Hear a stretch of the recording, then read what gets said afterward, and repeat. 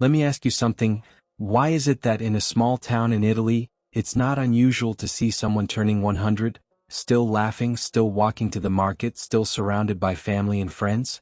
But here in America, many struggle to even make it to 75? What's really going on here? Is it genetics? Is it the food? Or is there something deeper, something we've been overlooking all along? Now, this isn't just about statistics or random numbers on a chart. This is about you. It's about me. It's about our parents, our grandparents, and even the way we choose to live our own lives.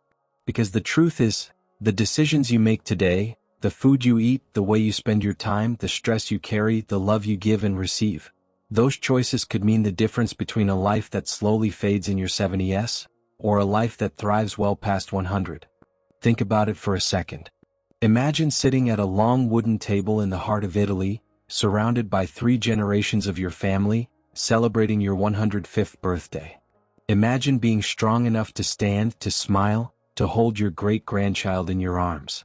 Now compare that to the average American story, retiring at 65, slowing down by 70, and gone by 75. Which path would you rather take?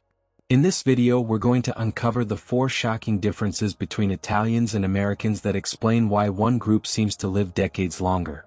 And I'll tell you right now, the third difference will truly surprise you because it has nothing to do with doctors or medicine, but everything to do with something most of us overlook every single day. So here's what I want you to do before we dive in. Take a moment and answer this honestly. If you could live past 100 but stay healthy, active, and full of life, would you want that? If your answer is yes, then type yes 100 in the comments below.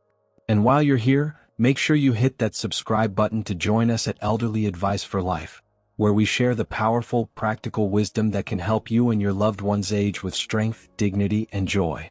Let's start with the first big difference: diet and lifestyle habits. Picture this for a moment. An Italian family gathered around a long wooden table. The meal isn't rushed, it's an event.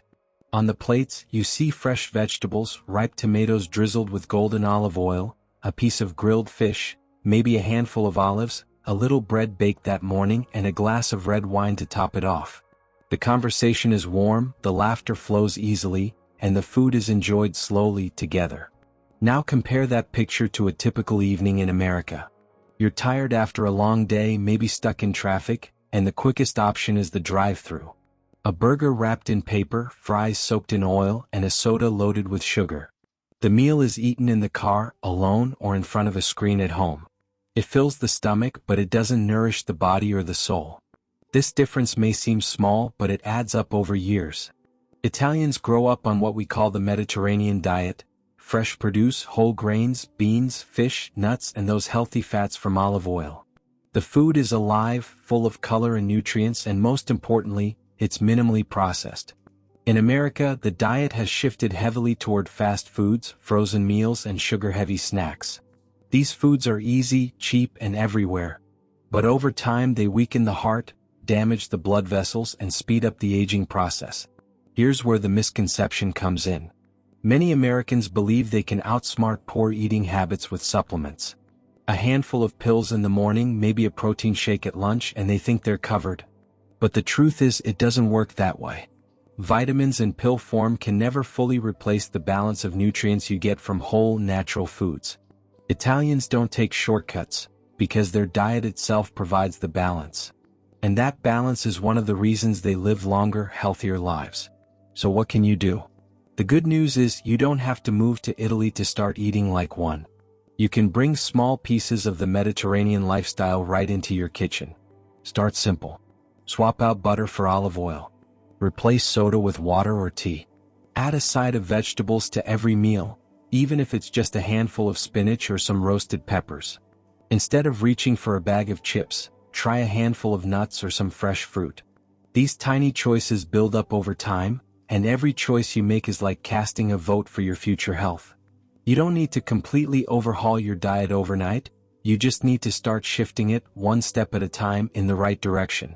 And here's something else worth noticing. In Italy, it's not just what they eat, but how they eat. Meals aren't rushed. They sit down, they share food, they talk, they enjoy. Eating is about connection, not just consumption. And that, too, is a form of nourishment. But food isn't the only difference. It turns out how Italians live their daily lives may matter even more than what's on their plate. Now let's move into the second big difference: daily movement and activity. If you ever visit a small Italian town, you'll notice something right away. The streets are full of life. Elders walking slowly but steadily to the market, carrying a small basket of fresh vegetables. Neighbors stopping for a chat on a street corner. Grandmothers climbing a hill to visit a friend or simply strolling after dinner with family. Movement isn't forced, it isn't scheduled, it's built into the rhythm of everyday life. Now think about life in America. The picture looks very different. We spend hours in the car driving to work, to the store, to school. We sit at desks, we sit in front of TVs, we sit with our phones. Entire days can pass with very little natural movement, except maybe the walk from the car to the door. And slowly, without us noticing, this lack of activity begins to chip away at our strength, our flexibility, and our health. The truth is, Italians don't see exercise as something separate from their lives. It's woven into their routines. They garden, they cycle, they take walks in their neighborhoods. They live in places where walking is normal, where stairs are expected, where daily errands keep the body active. Americans, on the other hand, often separate movement into a box called exercise. It's something you have to plan, something that happens at the gym with special clothes and equipment. And if life gets busy, that box gets pushed aside. Here's the misconception that hurts so many people: the idea that if you can't go to the gym, you can't be active. But Italians prove this wrong every single day. They show us that it's not about lifting heavy weights or running marathons. It's about consistent, gentle, daily movement. Low-intensity activity that doesn't wear you out, but instead builds your body's resilience over years and decades. And that, more than occasional bursts of exercise, is what keeps them strong into their 90s and beyond. So what can you do? The answer is simpler than you might think. You don't need a gym membership, and you don't need expensive equipment. You just need to bring movement back into your daily life. Take the stairs instead of the elevator. Park a little farther away and walk those extra steps. After dinner, instead of sitting in front of the TV right away, take a short walk around the block. Plant a garden, even a small one. It keeps your body moving and gives you fresh food. Put on music you love and dance in your living room. These little moments of activity, repeated day after day, add up to years of healthier living. And here's something worth remembering: the body is designed to move. When we move it, even gently, it thanks us. Muscles stay stronger, bones stay denser, circulation improves, and the mind feels clearer. When we stop moving, the body begins to decline faster than we realize. Movement is vital, but longevity is also shaped by something less obvious: the way communities are built. Now let's look at the third big difference, and this one may touch your heart more deeply than the others. It's about community and family support. In Italy, it's common, almost expected, for 3 generations to live under one roof. Grandparents aren't pushed aside, they're at the very center of family life. You'll see grandmothers helping raise the little ones, grandfathers sharing wisdom, and the elderly still playing an active role in daily routines. There's laughter at the dinner table, stories passed down, and a sense of belonging that never fades with age. Now contrast that with what often happens in America. Many elderly people live alone, or in nursing homes and care facilities, sometimes far away from their children. Families visit when they can, but life gets busy, schedules get full, and before long, weeks or even months can pass without real connection. Too many elders spend their final years isolated, staring at walls, longing for a simple conversation. And the sad truth is that loneliness doesn't just break the heart, it weakens the body. Science backs this up. Studies show that strong social connection boosts the immune system, lowers stress, and even helps protect against chronic disease. People who feel loved and supported actually live longer, healthier lives.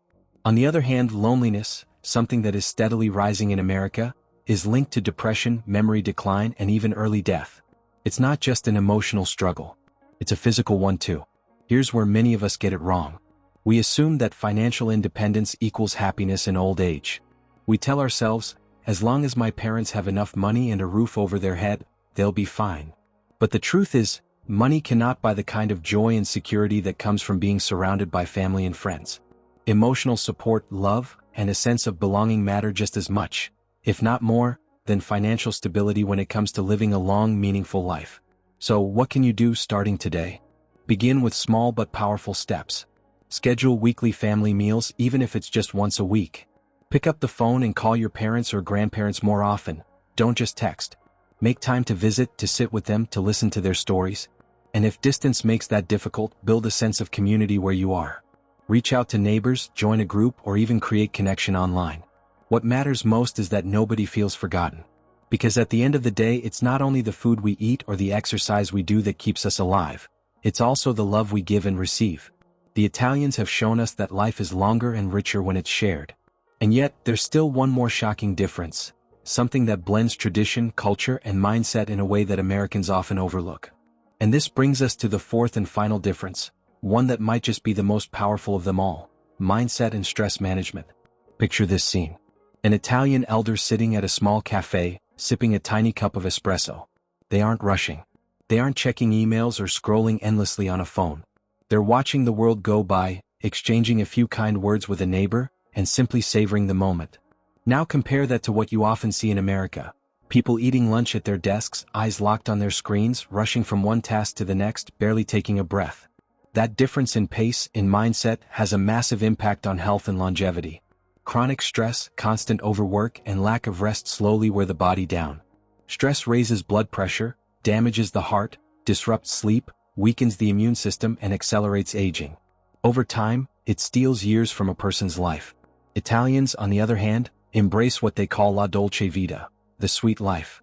It doesn't mean laziness, and it doesn't mean ignoring responsibilities. It means prioritizing joy, balance, and presence. They value time with family, they pause to enjoy meals, they make space for rest and laughter. They understand that life is not a race to be won, but an experience to be savored. Here's the trap many fall into in America: believing that success is tied to constant hustle. That the harder you push, the longer and better your life will be. But Italians prove the opposite. Slowing down doesn't mean falling behind, it means giving your body and mind the chance to recover, to heal, and to grow stronger. That balance adds not just years to life but life to years. So, how can you bring some of that Italian mindset into your own routine? Start with small habits. Take mindful breaks during the day, even just 5 minutes to breathe deeply or step outside. Make mealtimes sacred. Turn off the TV, put down the phone, and focus on the taste of your food and the people you're with. Practice gratitude even for the little things: a sunrise, a good cup of tea, a kind word from someone you love. These small practices reduce stress, improve your mood, and protect your long-term health. Because the truth is, living longer isn't just about avoiding sickness. It's about creating a life that feels worth living. Italians remind us that joy, peace, and connection are not luxuries. They are necessities. Now that we've uncovered these 4 differences, the real question is, how do we bring a little more of the Italian lifestyle into our American lives? So, let's take a moment to bring everything together. To recap, Italians live longer not because of some magic secret, but because of 4 simple yet powerful differences. Their diet is fresh and balanced, filled with foods that heal instead of harm. Their daily lives are filled with natural movement, not hours of sitting. Their families and communities keep them connected, loved, and supported. And their mindset embraces balance, joy, and less stress. These aren't secrets, they're choices. And they're choices we can begin making today wherever we are. But now, I want to hear from you. Out of these 4 differences, diet, movement, family, or mindset, which do you believe has the biggest impact on how long we live? Which one do you think America needs the most right now? Share your thoughts in the comments below, because your perspective might inspire someone else who is watching this video. And if you found this message helpful, if it gave you something to think about, then please give this video a like. It helps more people discover it, and it tells me that you want to hear more. And don't forget to subscribe to Elderly Advice for Life. This channel is all about sharing practical wisdom, real stories, and insights that can help you and your loved ones age with strength, dignity, and joy. Before we go, I just want to leave you with this. Living a long life is not only about adding years. It's about adding life to those years. It's about being present, making healthier choices, and holding on to the love and connection that truly sustain us. And you have the power to make that shift. Starting today, with even the smallest step, you can choose a path that leads to a longer, stronger, and more meaningful life. Thank you for spending this time with me today. Stay strong, stay healthy, and remember, you are capable of building the kind of future that keeps you thriving, not just surviving. I'll see you in the next video.